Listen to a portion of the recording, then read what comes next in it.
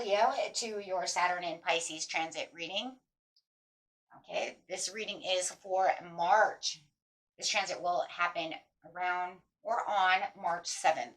Okay, so getting these out just a little early. Welcome back, all subscribers. Anyone new, welcome, welcome. And cross watchers, of course. Remember, friends, to watch these. These are for your rising and your sun signs only. Okay, so let's get in here and see what is going on with you, my friends. We have Saturn over here.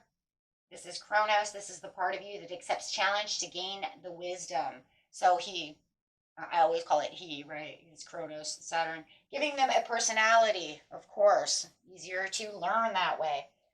This is where he wants to take off the rose-colored glasses. Very strict, very hardworking, wants you to pay attention, get stable. This energy also wants you to make sure that you are being responsible and really being real about a situation. That's why there is no sugarcoating situations, getting rid of anything that is kind of up in the air and is probably not very grounded, right? So really getting down to discovering the real truths and the real wisdom for growth.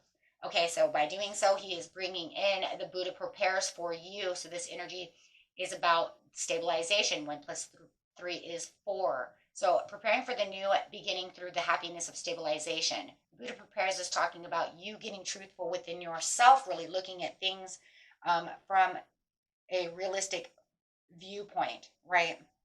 If you don't feel like some of the things you're going after are not very realistic, but yet you're still pushing yourself, this is where it wants to make you realize that this is not what you think it is, right? So really making a breakthrough, what is required, and preparing you for yourself to really truly step into your power.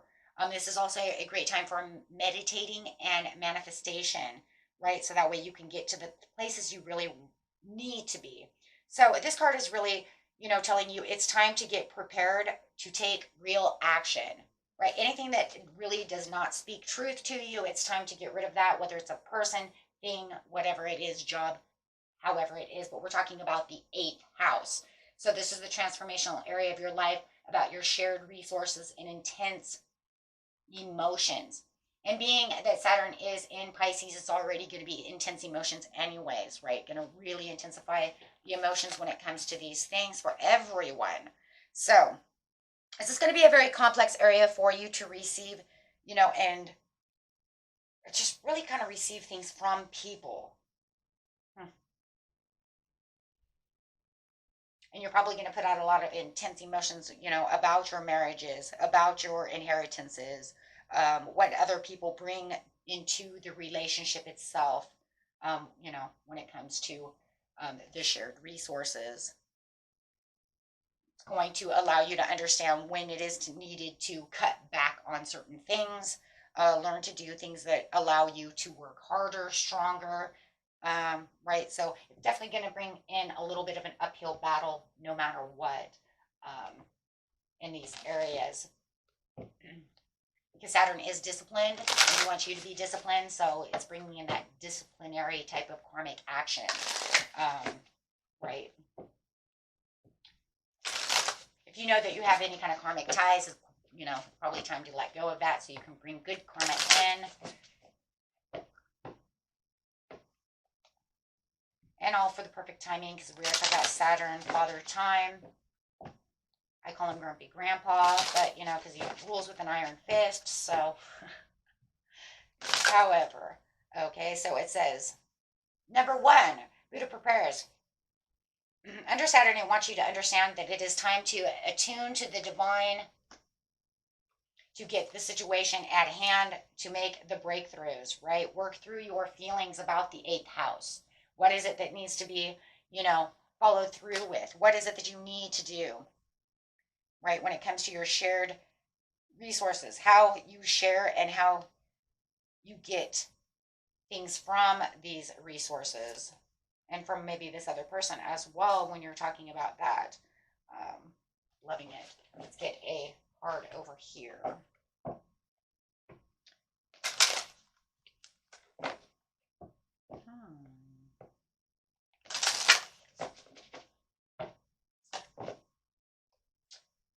This is the astral realm, karmic release, healing the lineage and boundaries of the 8th house. Like I said, getting that karmic ties done, getting that karmic done so that you can bring in good karmic. You know, it's really about a lot of karmic, you know, dues, getting things done, running up this hill, up this mountain. Remember, Saturn rules Capricorn zodiac, so the energy around you is serious, materialistic, and hardworking. It bestows shrewdness and cautious ambition.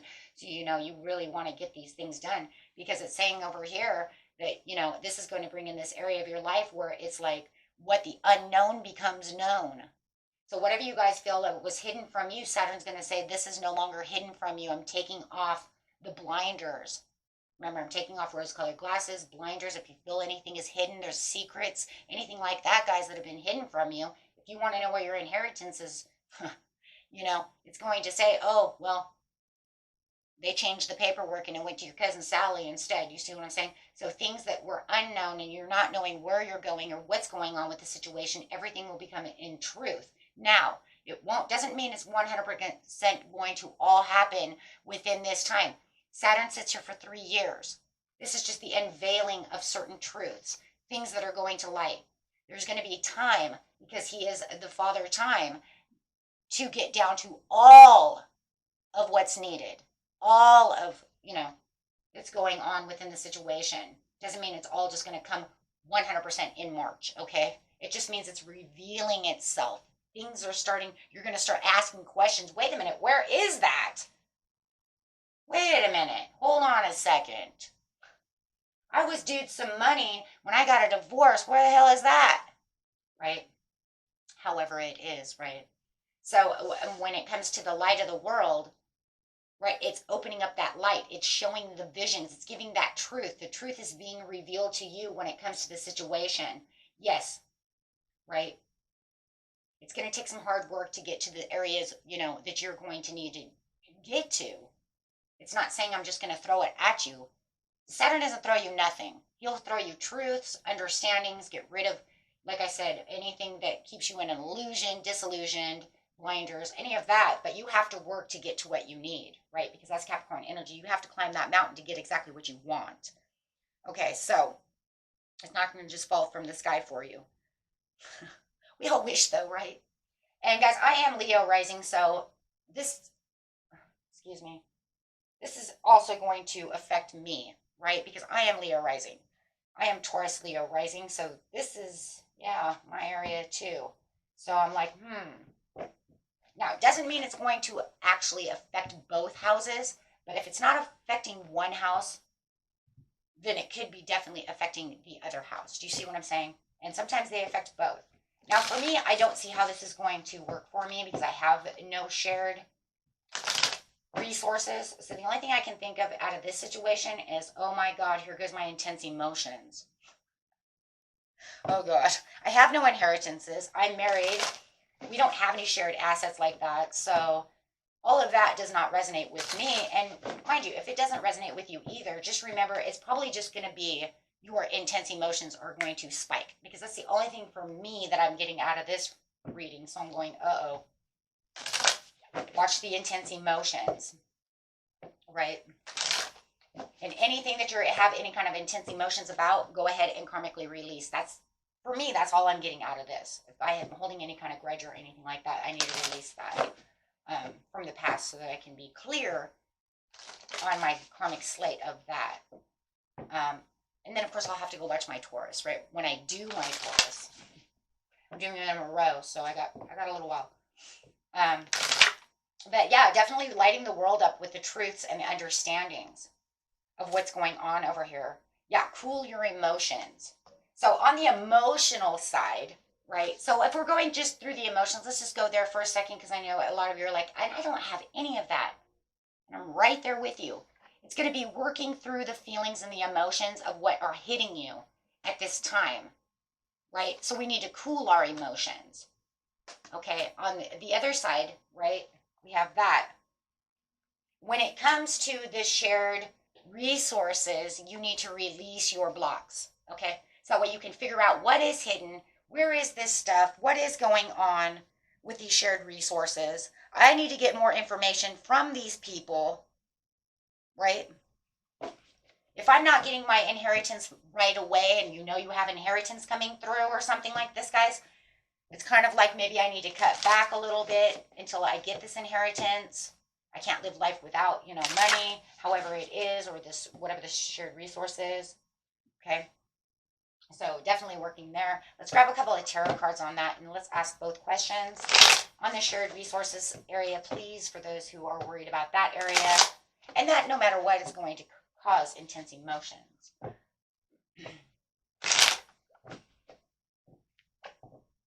So if you're getting that, you're going to get both, right? Yeah, this is going to be maybe from granddad, dad, however it is, but it's going to have to be whatever it is that you're going to have to step into your authority and focus on the situation and really take control of the shared resources, right? And also take control of your emotions, because it could really like make you mad, right? Upset you, okay? And really needing to cut through everybody's BS to get to the truth of the situation, right? So that you can have a better understanding and have the direct communication of what's going on with your shared resources. And also getting that clear-minded, like this is how it could be, right? Now, for those of you who are just going to, be in intense emotions, wow. Could be like because you're trying to diligently, focus on something else. Maybe you're doing a repetitive task and maybe it's taking forever and maybe it's not working the way you want it to work. So it's going to intensify those emotions for you, saying, right? And it could be within your relationship, right?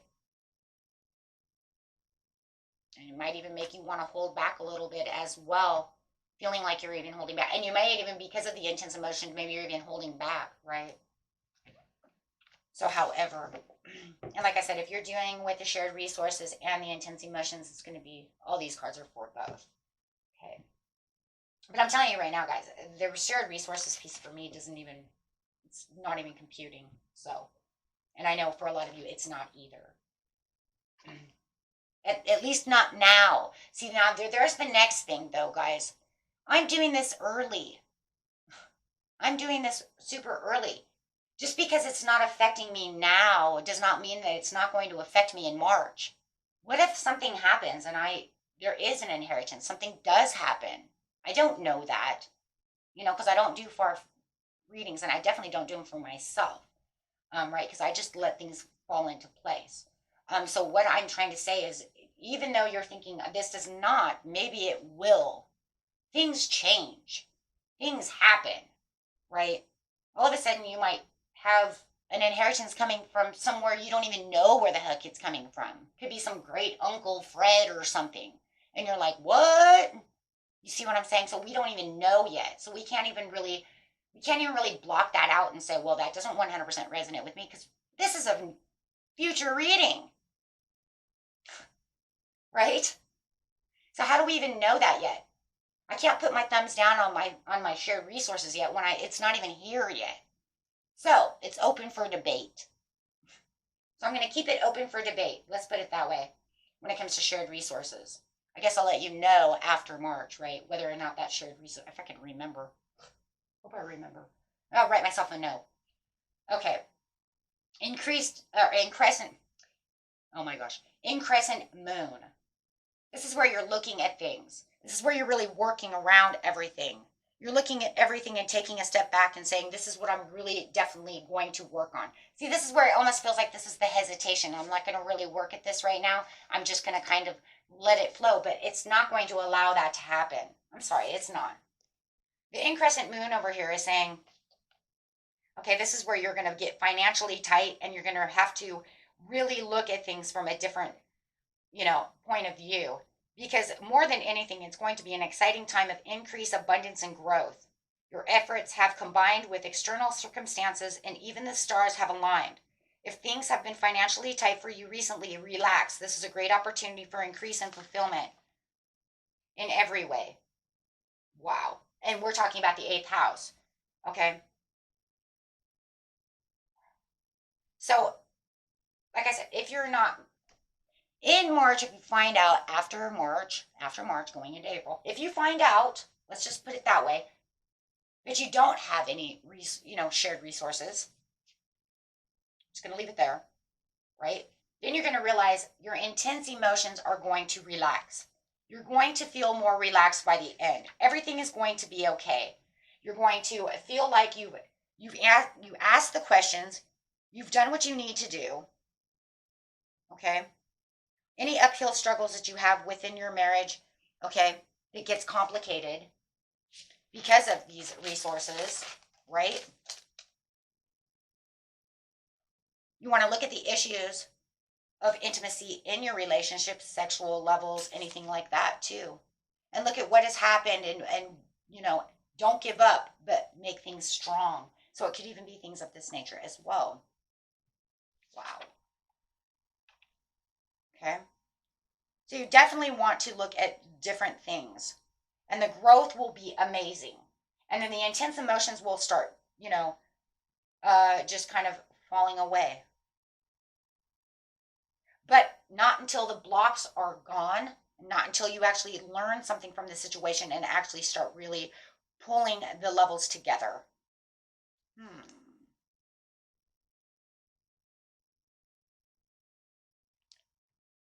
Wow. Right? So you could say if your finances feel like they're locked because of the shared resources. Now, this could be maybe the shared resources means you make money, your partner makes money. Now, see, this could actually happen. Now, see, now that this card comes up, see, now it's starting to make more sense on me because I am married. Now that makes more sense. If my money starts becoming locked up and I don't make as much, or he doesn't make as much, or something happens, that is definitely going to affect the shared resources. Now we're talking more, right? Now we're talking more on my level. See? So just because we thought here it wasn't going to affect me, how do I know it's not going to affect me? Well, Incandescent Moon says this could definitely affect you, but it's okay. Ha. Because you have amazing awards coming through that's going to unlock the potentials, unlock the things, getting down to the deeper levels to move forward for your finances. Wow. See, now it all makes sense. See?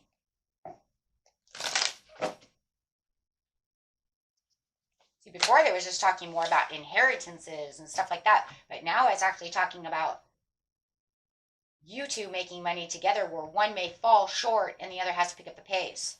How is it going to affect that? Reveal what needs to be seen. Bam, there it is. Wow. Make sure that you lighten up on the situation because everything's going to start lightening up. And that's exactly what this is. The moods and the intense emotions are going to start lightening up. So allow them to. Don't hold on to the stress. Allow those moods to come through. Get more joyful. Get more, more happy. Allow it to fall away as you attend to the details because the details will show you what needs to be there. Wow. Okay.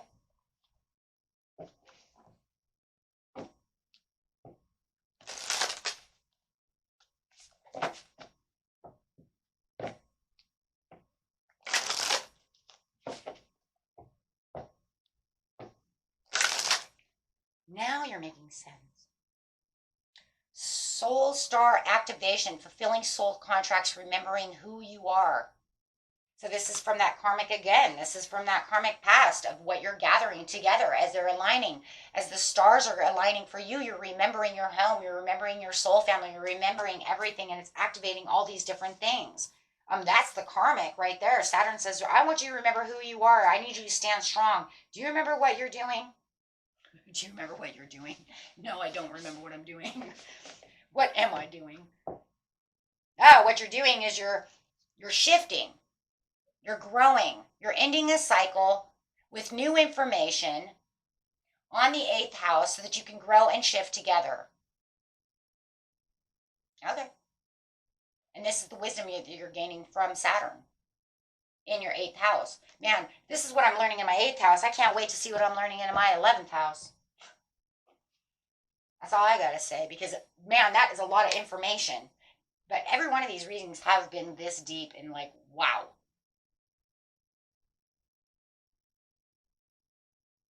Potentials of karmic growth bring in some karmic rewards. But, you know, it's crazy, guys, because Saturn is not super duper rewarding. You know what I mean? Like, he doesn't just throw out a bunch of rewards. So more than anything, when these rewards come in, you probably have to assume that's going to happen in a couple of months, maybe within Taurus season, or, you know, maybe Aries season, or a season where he probably isn't really around a whole lot. Because he's there about karmic growth, not really in karmic payoffs and teaching and learning about karmics and stuff like that. He doesn't really like, he's not big on rewarding. We all know that. You know, if you want to be rewarded, you got to wait for like Venus and Jupiter, and see what I'm saying? So when he says you're going to get the karmic payout and that things are going to get happy, you only imagine that this is going to happen in a couple of, you know, a couple of months, a couple of weeks after he's out of your 8th house for a little while. You know what I mean? Or something is moving back into the 8th house. Do you see what I'm trying to say? But no matter what, he'll be here for 3 years. But he's going to want Venus or somebody to come in and say, yeah, okay, you know what? I love you. Here's your reward. Saturn said it was okay. That's just the, you know, I just kind of make it that way.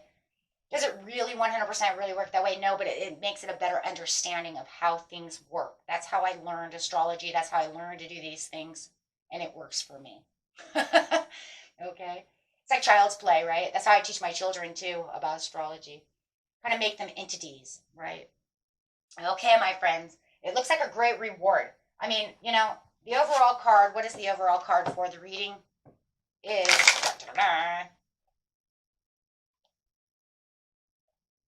you have a fated meeting coming up. What the heck does you have a fated meeting? It could be with something at work, something that has to do with that. It could be a great lawyer, somebody that you need within the 8th house. Okay, yep, something that's going to help your bird's nest. Wow, very nice. Okay, guys, very, very nice. That's reward in itself. Okay, until next time. Peace and love. Bye-bye.